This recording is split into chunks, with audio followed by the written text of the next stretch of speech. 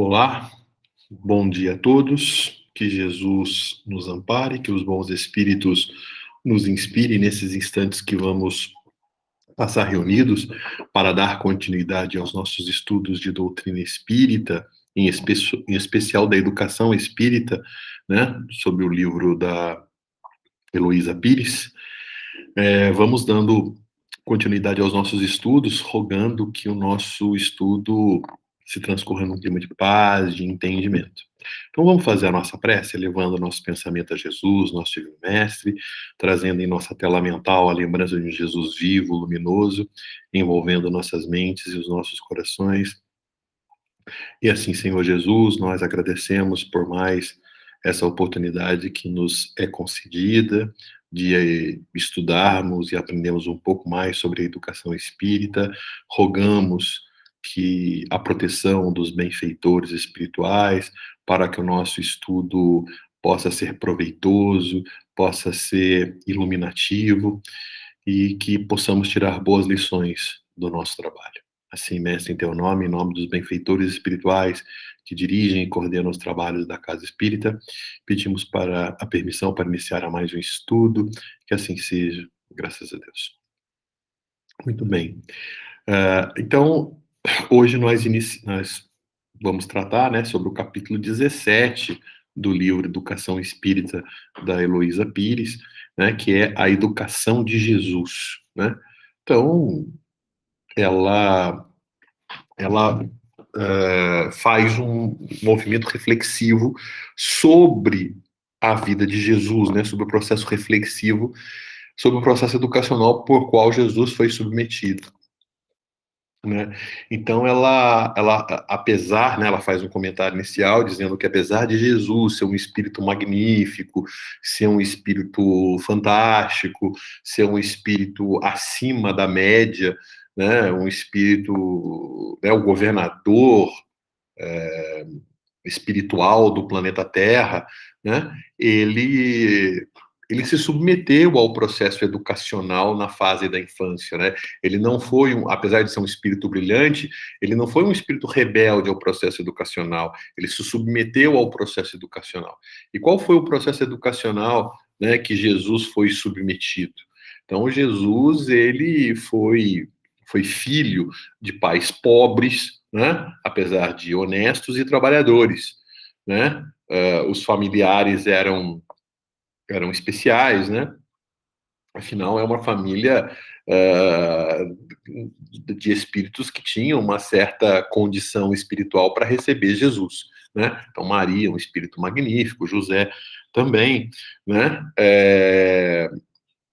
E esse convívio com esses espíritos no início do seu processo evolutivo, perdão, do seu processo reencarnatório, né, na chegada ao mundo espiritual, tem um papel importante, né, num corpo frágil, num corpo de limitações, apesar do espírito ser fantástico, ele necessitava ali do apoio, do amparo da mãe, né, e ele recebeu logo de muito novo, com criança de colo, logo que nasceu, as vibrações amorosas de Maria, né? Que um espírito fantástico, né? Ele, um pouquinho mais velho, foi trabalhar na carpintaria do pai, né? Naquela época, pela tradição judaica, o filho necessariamente seguia a profissão do pai, né? Então ele foi trabalhar na carpintaria, ele aprendeu as características do ofício, como é que manipulava ali a madeira, né?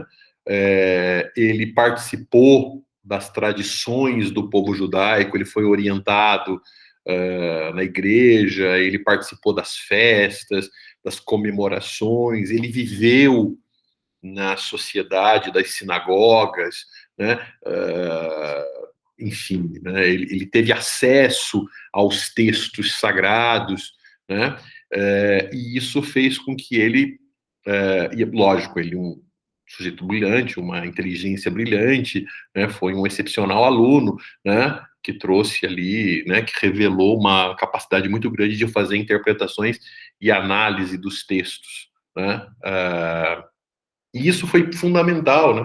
Para que ele conhecesse cultura do povo, para que ele entendesse a cultura das pessoas e a maneira com que as pessoas entendiam, como é que as pessoas compreendiam, e ele pôde, então, organizar sua fala, orientar sua fala na realização da sua missão, que era de fazer o trabalho de Deus no coração dos homens, né? Então, veja, esses exemplos exemplificam algumas etapas importantes do processo educativo, né? Então, Jesus, na sua infância e na sua adolescência, e Jesus nos deu exemplo também de como é que deve ser o processo educacional, né? Então, uma educação amorosa, familiar, né?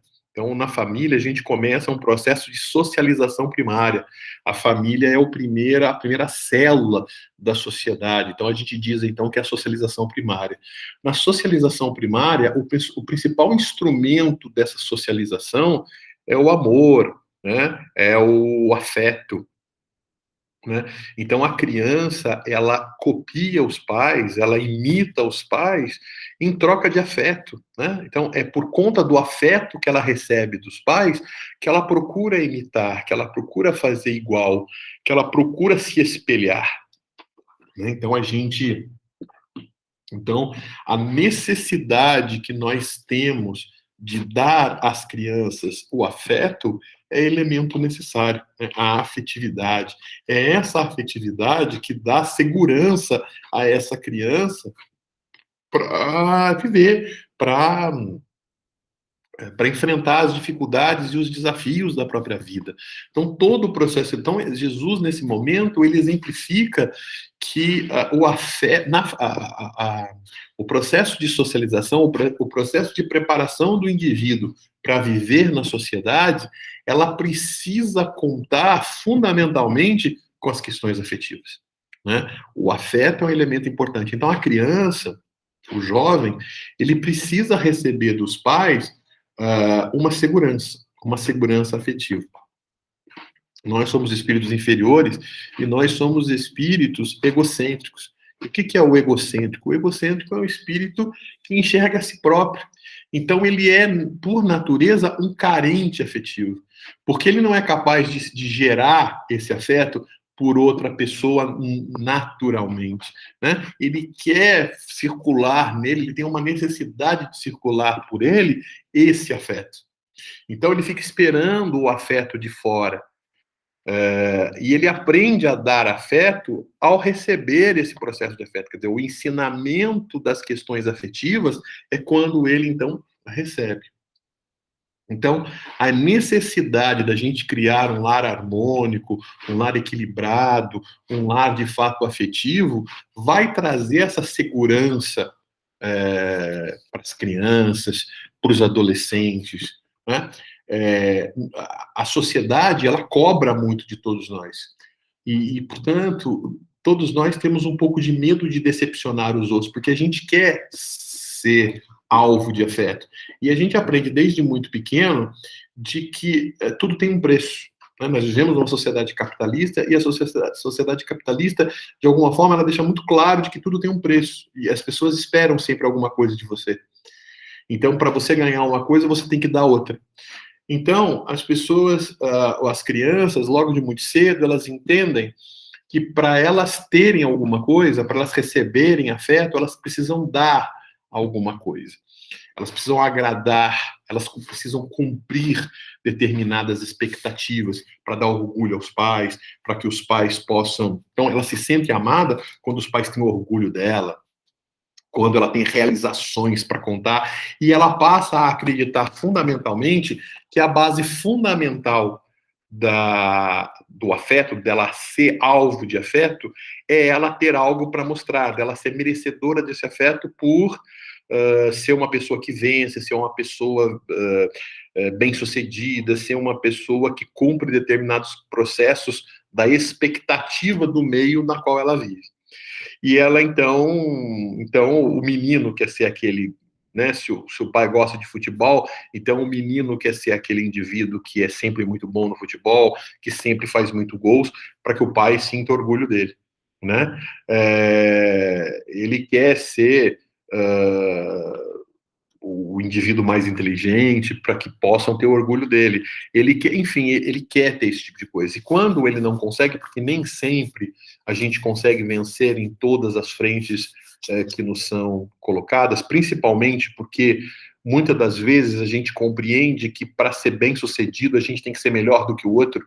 Então, eu tenho que mostrar para o meu pai que ele pode ter orgulho de mim porque eu sou o melhor aluno da sala. Ou seja, ele não precisa ser o melhor aluno da sala, ele precisa ser um bom aluno. Ele precisa ser um indivíduo esforçado, ele precisa ser um indivíduo dedicado, ele pode concorrer com ele pode competir com ele pode tentar ser cada dia melhor, cada novo dia melhor do que o dia anterior, né, num esforço por se aperfeiçoar. Mas ele não necessita ser melhor do que ninguém para ser amado, né, para receber afeto. Ele vai receber afeto de qualquer maneira, ele precisa sentir essa segurança, mas normalmente ele não sente, ele aprende nesse mundo capitalista, nesse mundo materialista, de que ele precisa dar algum tipo de retorno, e ele precisa vencer algum tipo de expectativa. E o medo de enfrentar determinadas responsabilidades e falhar, gerando então uma espécie de uma decepção, ele prefere, então, não assumir determinadas responsabilidades, porque no final das contas fica parecendo o quê? Não é que ele é incapaz, ele não quer assumir a responsabilidade, ele é imaturo, mas ele não é ruim, ele não é incapaz. Então, às vezes, a pessoa prefere a situação de irresponsável, a situação de não assumir determinados compromissos, para não ter que enfrentar, né, a situação de se perceber incapaz, de se perceber derrotado diante de uma situação nova, diante de um desafio novo. Então, foge aos desafios, né, corre dos desafios, né, procura não enfrentar os desafios do dia a dia, procura fugir deles. Então, Jesus mostra, né, que um dos fatores importantes, fundamentais no processo educativo, em especial no processo educativo estabelecido pela família, que é a socialização primária, é a garantia de que, independentemente de qualquer coisa, mesmo nos momentos de frustração, ou seja, nos momentos em que não se obteve a vitória, porque nem sempre nós sairemos vitoriosos, né? A vida é um mundo de luta, de esforço constante, e nem sempre a gente vai sair vitorioso, porque a vitória é considerada de um determinado prisma que não, né? Então, uma pessoa que se tornou rica, uma pessoa que se tornou financeiramente bem-sucedida, ela é considerada uma pessoa que venceu na vida, uma pessoa que deu certo, independentemente de ter sapiência, né? A gente tem jogadores de futebol, você pega aí determinados jogadores de futebol que dão mau exemplos no comportamento, que estão sempre sendo manchetes negativas de notícias, porém, são pessoas que são consideradas extremamente bem-sucedidas porque ganham muito bem, porque são milionários. O mesmo ocorre com artistas, ocorre aí com os chamados youtubers, né? Agora, às vezes você tem uma pessoa que é sábia, uma pessoa estudiosa, uma pessoa correta, uma pessoa exemplar, mas ela não é valorizada pela nossa sociedade, né? Então, o professor, por exemplo, o indivíduo que estudou, o indivíduo que se dedicou, o indivíduo que se esforçou, o indivíduo que se tornou sábio, o indivíduo que teve de ler bastante, aquela coisa toda, mas ele não tem valor. Então, perceba que a nossa sociedade, ela valoriza o ter e não valoriza o ser. Então, a criança, logo de muito cedo, ela percebe essas orientações da sociedade e ela quer, de uma certa forma, mostrar aos pais e mostrar às pessoas que lhes são próximas de que elas venceram. Mas acontece que vencer é ter, é possuir, é vencer, é receber reconhecimento externo, e o receber externo é ser melhor do que o outro, de alguma forma. Mas esse melhor que o outro não é necessariamente ser uma pessoa sábia, ser uma pessoa dedicada, ser alguém diferente, ser alguém que se construiu, né? Mas alguém que tem determinados apetrechos que chamam a atenção de um determinado grupo. Então, essa criança, sob os efeitos do materialismo, do consumismo, digamos assim, da cultura do eu, né? do ser, do ter e não ser, acaba, muitas das vezes, se frustrando e efetivamente foge a algumas responsabilidades que poderiam contribuir ao ter.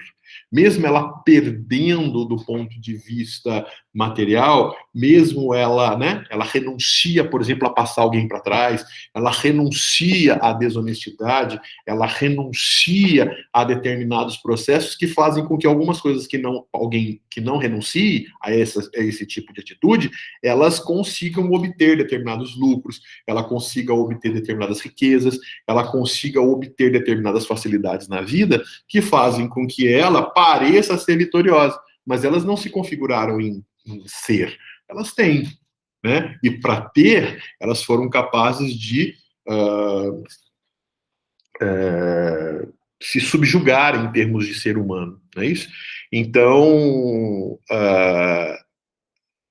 é preciso que essas crianças elas possam receber dentro da própria família o afeto que vai permitir a elas ter um amor a si mesmo, né? Um amor por si mesmo, um amor que faz com que elas não queiram fazer coisas para agradar os outros, mas ela vai fazer coisas que realmente as completam, as constroem, as tornem pessoas cada vez em paz consigo próprias. E isso é o ser, né? Isso é vencer as tentações do ter, né? do se mostrar, do ostentar para a sociedade externa, para cumprir uma expectativa externa. Então, Jesus, apesar de ser um espírito brilhante, apesar de ser um espírito magnífico, apesar de uma inteligência brilhante e tudo mais, com a sua capacidade de falar, de convencer, imagina como ele podia utilizar esse recurso para enganar as pessoas, para vender determinadas coisas, para obter dinheiro, para obter lucro. Não precisava nem enganar, mas ele poderia dedicar a sua vida a algumas coisas que lhe fariam ganhar dinheiro e ser uma pessoa de muito sucesso, já que ele era um indivíduo muito habilidoso. Mas como ele é um indivíduo que privilegiava também fazer o bem às pessoas, né? Ele não abria mão desse momento de auxiliar, de contribuir, de ser gentil. Ele também não tinha tempo para fazer essa coisa para ganhar dinheiro, para ter, mas isso não o tornava infeliz, porque ele não vivia da expectativa dos outros, ele tinha sua própria expectativa, ele vivia em paz com a sua consciência, e a consciência de cobrança externa, de sucesso externo a ele, não lhe batia. Por quê? Porque ele era um indivíduo com amor, né, que vivia o amor. Então ele não precisava ficar trocando favores para receber amor dos outros. Não, ele tinha amor suficiente em si para doar. Então ele está nos falando aqui da necessidade de, desde a infância, nós podermos cultuar o afeto nos nossos lares. E o que é cultuar o afeto? Cultuar o afeto é fazer um esforço grande para demonstrar esse amor. Às vezes, nós amamos os nossos filhos, nós amamos os nossos parentes, mas nós não demonstramos isso, às vezes fazemos questão de não demonstrar, né? Então, a gente ama, mas a gente é ríspido, a gente ama, mas a gente grita, a gente ama, mas a gente não é gentil, a gente ama, mas a gente não é brando, né? A gente ama, mas não é afetivo. Então, na verdade, a gente tem um sentimento, mas a gente não quer passar isso, né? Então, a necessidade do amor, de demonstrar o afeto, de demonstrar a atenção, é um elemento importante. E veja, amar e demonstrar esse amor não significa não pôr limites. Não, muito pelo contrário. Nós, muitas das vezes, por amor a nós e não amor ao filho, a gente acaba preferindo agradar do que impor limites. Porque quando a gente impõe limite, a gente precisa estar atento, a gente precisa largar, a gente precisa dedicar o nosso tempo de descanso, de lazer, de fazer o que a gente quer, para estar ao lado do filho, da filha, pondo limites às suas ações, orientando os passos de cada um. né? Dizendo aquilo que é preciso ser dito, orientando aquilo que precisa ser orientado. E muitas das vezes, quando a gente faz isso, nem sempre a gente é aplaudido por isso, né? Às vezes o filho fica zangado com a gente, às vezes o filho não compreende aquela atitude. Às vezes é mais fácil a gente dar um presente, a gente fazer um agrado, a gente fazer a vontade do filho, porque quando a gente faz essa vontade, a gente quer ser abraçado, a gente é cultuado, a gente, né? E aí a gente acha que fazendo pelos nossos filhos, fazendo pelas pessoas que estão à nossa volta, a gente vai estar sendo bom. Isso é uma consciência limitada. Às vezes dizer não é muito difícil.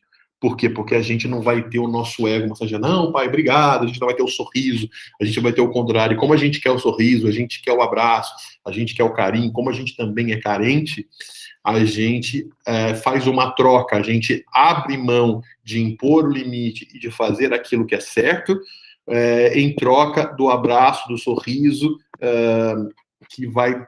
que não vai trazer o benefício e o ensinamento que o filho tem. Então, por amor ao filho, a gente abre mão dos agrados pessoais, do bem dizer o nosso nome, de ser aplaudido para poder colocar limite e não fazer as vontades que efetivamente eles queiram que faça. Então, a educação, ela necessita, ela não prescinde da ação amorosa, entendendo que a ação amorosa nem sempre é fazer aquilo que os nossos filhos querem, mas é de fazer aquilo que eles necessitam, né? E às vezes, para fazer o que necessita, precisa ser firme, precisa ser duro, né? E precisa ter coragem para poder saber que ao dizer não, que é uma coisa dolorosa, porque a gente quer dizer sim, porque a gente quer agradar, porque a gente quer adular, porque fazendo isso a gente vai receber o sorriso, receber o carinho, receber o aplauso que nos contenta. Às vezes é necessário fazer determinados esforços, sacrificar esse bem-estar e receber uma cara feia, receber uma cara emburrada, não receber o elogio que a gente queria, mas para trazer alguma contribuição significativa no futuro. Agora, isso não significa que a educação ela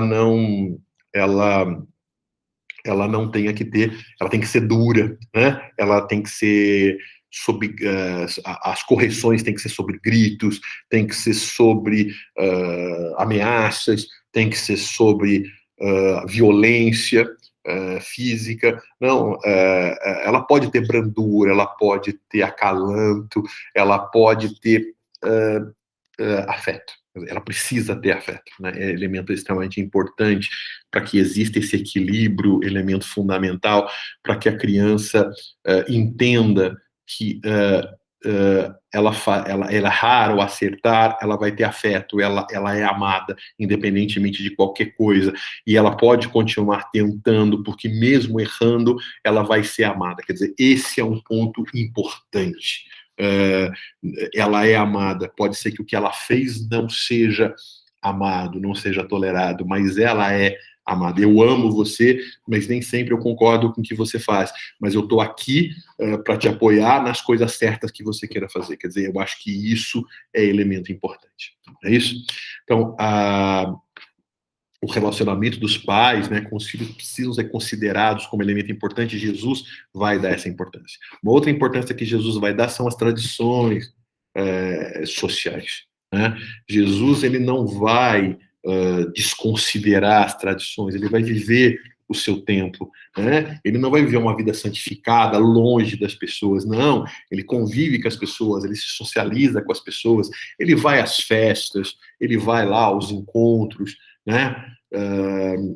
Sociais, né? As comemorações, ele comemora com as pessoas, ele vai a festas, né? Ele vai lá na festa do noivado de um amigo de infância, né? Ele multiplica os pães, ele faz um agrado, ele contribui para pequenas felicidades, para pequenas alegrias, ele quer fazer esse tipo de coisa, quer dizer, ele é um indivíduo que vive a vida social. Né? E viver a vida social, ter o prazer, a satisfação, a alegria de vivenciar os gozos que a vida material pode te oferecer, o ser espiritualista, se desvincular do materialismo, não é renunciar aos gozos da vida, é não se deixar levar por eles, né? Então a criança precisa entender na educação com os pais de que ela pode participar das festas, de que ela pode vivenciar o lado bom que o materialismo, que as relações sociais podem oferecer, elas não podem ser dominadas por esse processo. Então, Jesus, e aí Jesus participou da escola, ele participou lá dos ensinamentos nas sinagogas, da educação religiosa, né? Ele recebeu todas aquelas orientações, mas ele não se deixou levar, apesar de vivenciar as tradições, de valorizar as tradições, ele não se deixou levar pela religião, pelo lado preconceituoso da religião, ele não se deixou levar pelo lado, vamos dizer assim, fanático dos aspectos religiosos, né? Ele era um indivíduo aberto de entender que a religião era um processo que aproximaria o indivíduo de Deus. Então, e isso não fazia. E quando a pessoa praticava a religião, ela tinha a oportunidade, então, de desenvolver as perfectibilidades. Determinadas posturas da religião que condenam, que impedem, que adotam preconceitos, que fazem as pessoas virarem as costas para outras pessoas e tudo mais, isso não contribui em absolutamente nada, né? Porque dentro do processo religioso, você pode criar determinados mecanismos de influência do orgulho material, do orgulho individual, né? Das pessoas que ocupam determinadas funções religiosas. Então, Jesus não se deixa levar por esse aspecto. Então, quantas das vezes a gente se deixa levar pela religião, mas ao invés de a gente usar a religião como mecanismo de desenvolvimento das nossas perfectibilidades, nós usamos a nossa religião para, digamos, atuar com preconceito, atuar como separador das pessoas, atuar como elemento de se sentir superior a outras pessoas. Então, Jesus não faz isso.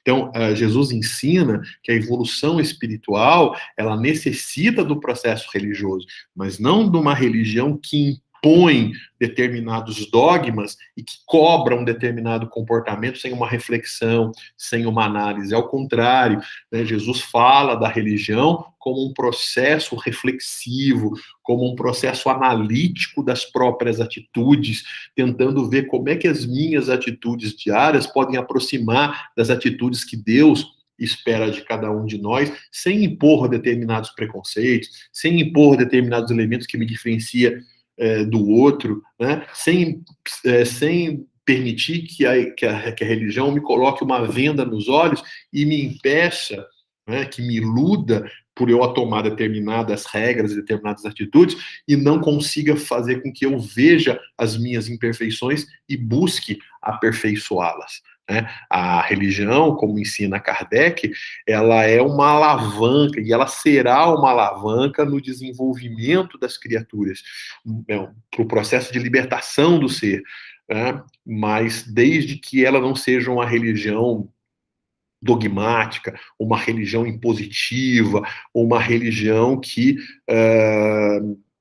por ser assim, por ser constrangedora, por impor e não permitir a livre análise do pensamento, ela acaba reproduzindo preconceitos, ela acaba gerando choques, ela acaba gerando concorrências e ela acaba gerando dissensões, falta de paz, né, gerando guerras, né, gerando conflitos que não fazem sentido. Então, a religião, no sentido de permitir uma reflexão das minhas atitudes, das minhas relações com o próximo, pensando em aperfeiçoá-las, no sentido de que ao aperfeiçoar, ao aproximar-se do meu irmão, eu produzo amor no meu ser e diminuo a minha dependência das questões materiais, essa religião é que vai sufocar as minhas imperfeições e vai permitir o avanço das minhas perfectibilidades. Então, basicamente, é esse o exemplo de educação que Jesus nos trouxe na sua infância, né, na sua adolescência. Tá certo? Então, é basicamente isso que a Heloísa nos fala no texto de hoje, no estudo de hoje. Eu espero que, de alguma forma, eu tenha contribuído para a compreensão desse capítulo, desse tópico aqui que a Heloísa nos concede, né? E na semana que vem nós entramos no último capítulo, o tempo passa, né? E a gente chega no último capítulo do livro, né? O capítulo 18, que é Kardec e o Pedagogo, né? Então a gente vai encerrando por aqui, né?